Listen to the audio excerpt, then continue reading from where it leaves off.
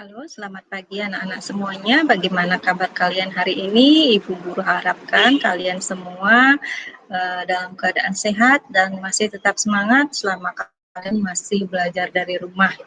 Ibu guru harap kalian semua tetap menjaga kesehatan kalian karena seperti info dari pemerintah kita bahwa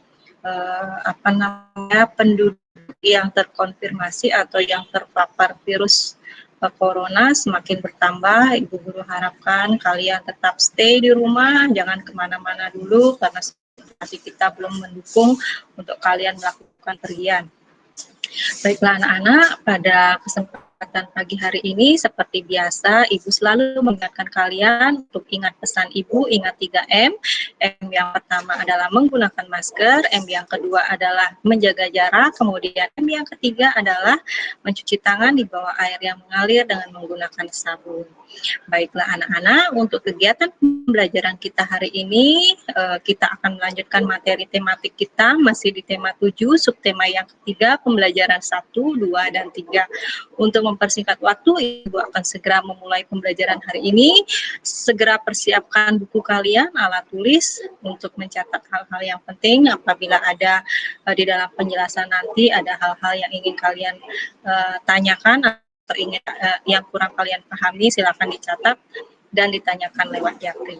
Baik anak-anak, kita akan mulai saja pembelajaran kita hari ini ya. Akan share buku dulu.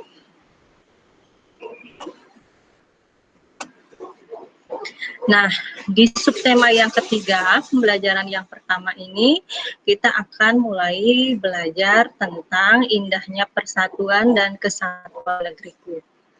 Ibu akan lanjutkan saja materinya. Di sini di ayo membaca bacaan yang berjudul supaya tetap rukun, mari lakukan sikap ini. Ibu akan bacakan. Negara Republik Indonesia memiliki keragaman adat, budaya, dan agama. Adat dan budaya setiap daerah unik dan berbeda dari daerah lain. Agama yang dianut penduduk pun beragam. Dengan perbedaan itu, bagaimana kita dapat menjaga kesatuan bangsa. Nah, untuk menjaga kesatuan bangsa dan supaya tetap rukun, mari lakukan sikap-sikap ini. Salah satu sikap yang harus dilakukan yaitu adanya toleransi dan saling menghormati dan dalam menjalankan ibadah agama. Bagaimana perwujudannya? Misalnya tidak boleh kita menghina teman yang berbeda agama. Selanjutnya, saat teman kita sedang beribadah, kita tidak boleh mengganggu mereka. Sikap lain yang harus dilakukan yaitu menghargai berbagai kebudayaan dari berbagai daerah di Indonesia. Negara kita kaya akan berbagai kebudayaan daerah. Kita boleh membanggakan kebudayaan daerah sendiri, namun kita juga harus menghargai dan ikut melestarikan kebudayaan daerah lain. Jadi, untuk mempertahankan persatuan dan kesatuan NKRI, bagaimana sikap kita? Kita harus saling menghargai, menghormati, dan menyayangi orang lain meskipun berbeda agama, suku, dan budaya. Sikap itulah yang harus selalu kita tanamkan pada diri kita. Nah, di sini perlu dijelaskan sedikit. Jadi supaya kita tetap rukun dengan penganut umat yang lain, jadi sikap yang perlu kita tanamkan pada diri kita adalah ini ya, menghormati dan menghargai atau kita bertoleransi dengan orang lain. Jadi kita membiarkan mereka, umat yang berbeda agama dengan kita, untuk mereka menjalankan kegiatan ibadah mereka ya. Jadi kita harus menghormati mereka ketika mereka akan menjalankan ibadah. Jadi mereka juga sama, mereka juga akan menghormati kita ketika kita melakukan ibadah. Jadi itu, kemudian sikap yang lain yaitu menghargai perbedaan kebudayaan. Nah, ini juga salah satu cara yang harus kita lakukan agar kita damai dengan sahabat-sahabat kita atau teman-teman kita atau saudara-saudara kita yang berbeda agama. Nah, kemudian kita akan lanjutkan di pembelajaran berikutnya. Kita akan belajar tentang magnet ya. Jadi di sini Ibu Guru sudah mempunyai 2 keping magnet seperti ini. Nah, anak-anak, magnet ini akan kita lakukan kegiatan uji coba ya. Jadi kita misalkan ujung magnet yang berwarna merah ini, Ibu akan stop share screen-nya dulu ya supaya lebih jelas. Nah, Ibu mempunyai dua keping magnet seperti ini. Jadi ada satu sisi keping magnet yang berwarna merah, kemudian satu sisi keping magnet yang berwarna hitam. Kalau kita dekatkan, jadi di sini keping merah ke kutub selatan, kemudian yang keping hitam ini kutub utara ya, jadi selatan dan utara. Apabila kutub yang berwarna merah ini kita dekatkan seperti ini, nah kalau kita dekatkan seperti ini, mereka tidak mau menyatu anak-anak ya. Jadi di sini ada perlawanan di sini. Ada perlawanan. Jadi mereka tolak menolak. Jadi antara ujung yang merah dengan ujung yang merah, mereka tidak mau menyatu. Ada perlawanan, ini artinya antara ujung yang berwarna merah dengan ujung yang berwarna merah apabila kita dekatkan, mereka akan tolak menolak. Kemudian kalau kita balik seperti ini, ujung yang berwarna hitam dengan ujung yang berwarna hitam kita dekatkan, apa yang akan terjadi? Nah, sama. Jadi terjadi gaya tolak menolak di sini. Jadi mereka tidak mau bersatu ya. Jadi tidak mau bersatu seperti ini. Nah, ketika kita akan dekatkan antara ujung merah dengan ujung hitam, apa yang akan terjadi? Nah, apa yang terjadi nih? Kalau Ibu lepas, Ibu dekatkan lagi. Ibu lepas, kemudian Ibu dekatkan lagi. Nah, jadi apabila kita dekatkan ujung yang berbeda warna, merah dan hitam, maka mereka akan saling tarik-menarik. Ya, jadi kutub utara dan kutub selatan apabila kita dekatkan seperti ini, maka mereka akan tarik-menarik. Ya, jadi ini juga sama. Apabila merah dan biru kita dekatkan, mereka akan tarik menarik. Apabila ujung merah dan merah kita dekatkan, jadi ini tidak bisa merekat dia ya. Jadi nyamping dilawan dia ya. Kemudian apabila kita dekatkan antara ujung biru dan biru seperti ini, sangat menolak, tidak mau menempel dia ya. Kalau kita dekatkan antara merah dan biru seperti ini, nah dia akan tertarik sendiri. Nah, seperti itu. Ya, jelas ya? Jelas terlihat gambarnya ya? Nah, itu. Ibu akan share kembali bukunya.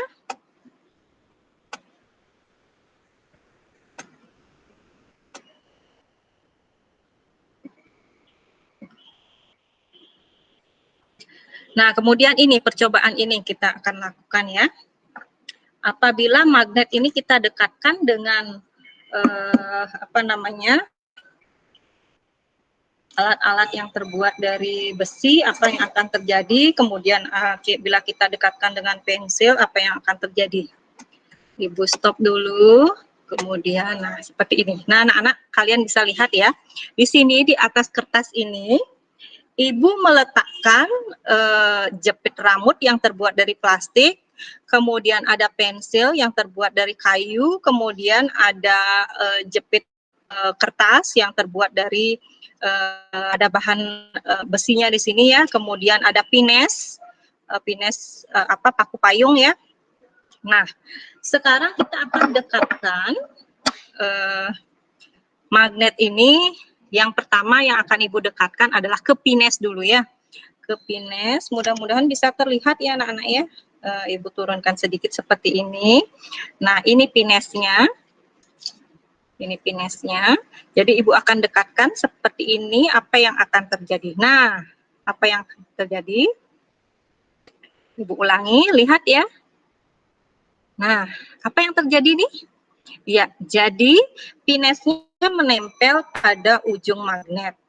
Ibu akan lepas, kemudian Ibu akan tempelkan kembali ke penjepit buku ya. Ini penjepit bukunya. Bisa dilihat ya penjepit bukunya, Ibu akan dekatkan. Nah, apa yang terjadi? Ya, penjepit bukunya menempel pada ujung magnet ya. Kemudian Ibu akan dekatkan pada pensil. Kalau pada pensil nggak usah pakai kertas ya. Ibu akan dekatkan pada pensil. Nah, ini sudah Ibu dekatkan tapi tidak mau menempel. Ya, tidak mau menempel dia. Beda dengan paku ini, penjepit buku ini. Baru Ibu dekatkan begini saja dia sudah nempel sendiri. Kalau ini, kalau pensil Ibu dekatkan begini, tidak mau nempel. Ya. Kemudian kalau jepit rambut yang terbuat dari plastik, apabila Ibu dekatkan, apa yang akan terjadi? Tidak mau menempel juga. Ya.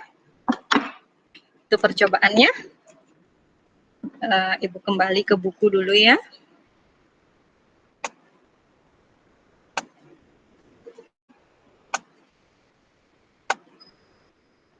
Nah, ini apabila magnet kita dekatkan dengan jarum pentol atau seperti tadi Ibu contohkan ini ya, paku payung. Jadi itu akan menempel. Kemudian apabila kita dekatkan dengan pensil tidak mau menempel, apabila kita dekatkan dengan daun juga tidak akan mau menempel, kertas juga tidak akan menempel ya. Jadi itu percobaannya. Mudah-mudahan kalian mengerti ya dengan percobaan ini. Ibu juga berharap kalian bisa melakukan di rumah ya. Kalau kalian mempunyai hiasan-hiasan di kulkas, hiasan magnet yang biasanya ditempel-tempel di kulkas, itu bisa kalian pergunakan untuk percobaan ya. Kalau Ibu punya khusus seperti ini untuk alat peraga di sekolah. Nah, itu tentang magnet. Gaya magnet. Nah, kita bahas dulu di sini di halaman 97. Interaksi dua buah magnet misalnya dengan didekatkan akan menimbulkan gaya. Gaya itu disebut dengan gaya magnet. Jadi gaya yang ditimbulkan seperti tadi ya, seperti kalau kita dekatkan ujung merah dan ujung hitam ini akan terjadi gaya tarik menarik. Jadi gaya ini disebut dengan gaya magnet. Jadi gaya magnet adalah gaya yang dihasilkan ketika dua magnet atau lebih saling berinteraksi. Ini kan tadi ada dua magnet ya anak-anak ya. Ini dua magnet. Kemudian ini lagi ada dua magnet yang berukuran kecil. Apabila kita dekatkan di sini, nah ini kita dekatkan di sini, kemudian ini kita dekatkan di sini. Nah ini namanya mereka berempat ini berinteraksi ya. Jadi ini disebut dengan gaya yang dihasilkan. Jadi gaya magnet adalah gaya yang dihasilkan ketika dua magnet atau lebih. Jadi ini ada 4 magnet. Gaya yang dihasilkan dua magnet atau lebih saling berinteraksi. Itu namanya gaya magnet. Gaya magnet dapat dimanfaatkan misalnya dalam pembuatan kompas. Jadi jarum kompas ini menggunakan gaya magnet juga ya. Kemudian kompas adalah alat penunjuk arah utara dan selatan. Pada kompas terpasang sebuah magnet berbentuk jarum. Jika diletakkan mendatar, jarum kompas akan selalu menunjukkan arah utara dan selatan. Nah, ini meskipun kita merengkan atau kita ubah letaknya, jadi jarumnya ini pasti akan selalu menunjukkan arah utara dan selatan. Ya, itu tentang gaya magnet. Sekarang kita akan membahas tentang gaya gravitasi. Nah, ini ada sebuah percobaan di sini. Ketika kamu melemparkan uang logam ke atas, jadi kita melemparkan ke atas, uang logam ini akan jatuh ke bawah. Apa yang menyebabkan uang logam ini jatuh ke bawah? Kita akan bahas di sini. Uang logam yang dilempar kuat-kuat ke atas akan kembali ke bumi. Bayangkan jika uang itu tidak kembali atau tidak kembali lagi ke bumi dan terus terbang jauh ke angkasa, kamu akan kehilangan uang logam tersebut. Mengapa uang logam itu jatuh kembali ke bumi? Uang logam dan benda apapun yang kamu lemparkan ke atas akan kembali lagi ke bumi itu karena adanya gaya gravitasi. Jadi gaya gravitasi adalah gaya yang disebabkan oleh gaya tarik yang dihasilkan oleh bumi. Itu diingat ya, jadi gaya gravitasi adalah gaya yang disebabkan oleh gaya tarik yang dihasilkan oleh bumi.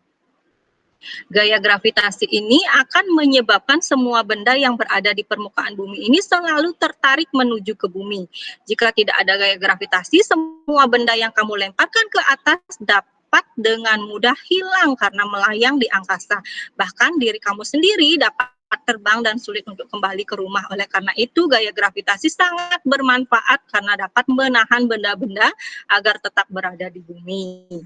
Contoh sehari-hari kamu dapat memperhatikan gaya gravitasi seperti ini ya, pohon apel yang jatuh ke bawah. Jadi jatuhnya itu ke tanah, bukan terbang dia jatuhnya ya. Kalau tidak ada gaya gravitasi, mungkin buah-buah yang sudah matang ini jatuhnya akan melayang dia ya. Nah, itu untuk gaya gravitasi. Jadi pada hari ini kita sudah mempelajari dua gaya, yaitu gaya magnet dan gaya gravitasi. Kita lanjutkan. Di sini kamu akan diulas kembali tentang karya-karya seni yang sudah pernah kita pelajari. Ada karya montase, ada karya kolase, ada karya mozaik, ada karya seni aplikasi. Kemudian di sini juga diberikan pengertian dan cara-cara membuatnya. Silakan diingat-ingat kembali ya, bagaimana cara membuat karya montase, karya kolase, karya mozaik, dan karya aplikasi. Ibu tidak akan jelaskan kembali itu, kemudian kita akan melanjutkan ke pembelajaran yang ketiga. Nah, di sini keragaman ekonomi di Indonesia. Ibu tidak akan bacakan ini ya, terlalu panjang, Ibu akan ambil poin-poinnya saja. Jadi di sini yang dipelajari adalah ada beberapa jenis aktivitas ekonomi dan bidang ekonomi. Jadi yang pertama, aktivitas ekonomi di bidang pertanian. Jadi yang termasuk di bidang pertanian itu apa saja? Nah ini. Ya, jadi yang masuk ke bidang pertanian itu adalah menanam padi, ya, jadi itu.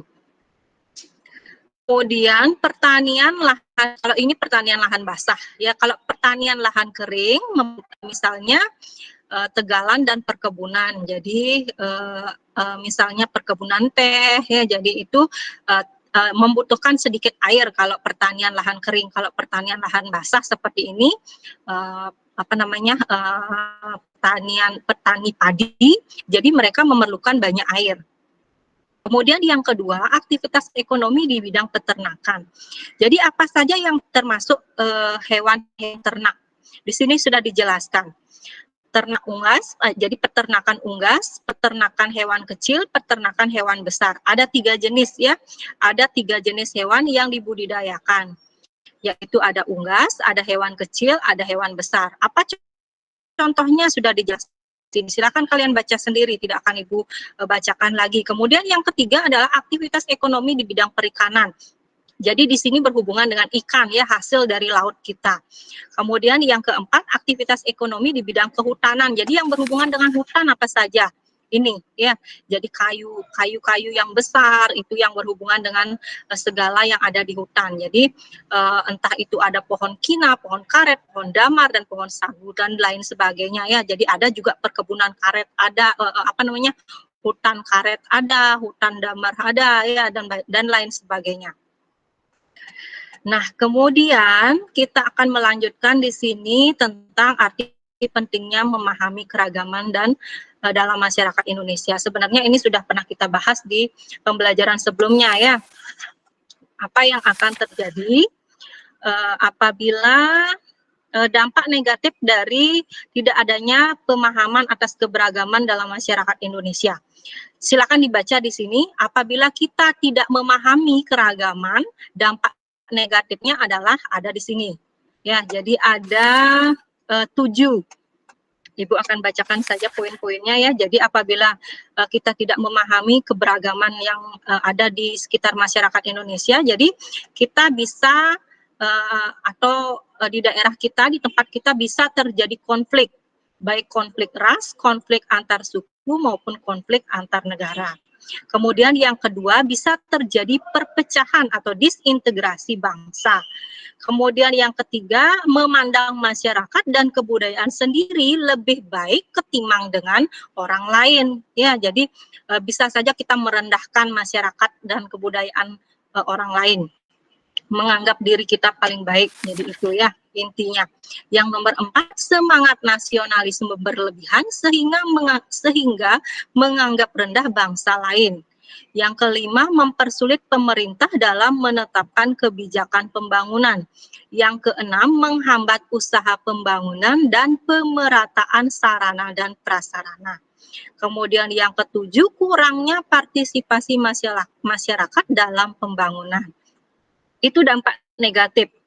Nah, sekarang apa saja atau banyak bentuk tindakan yang mencerminkan sikap toleran atau toleransi dalam keragaman.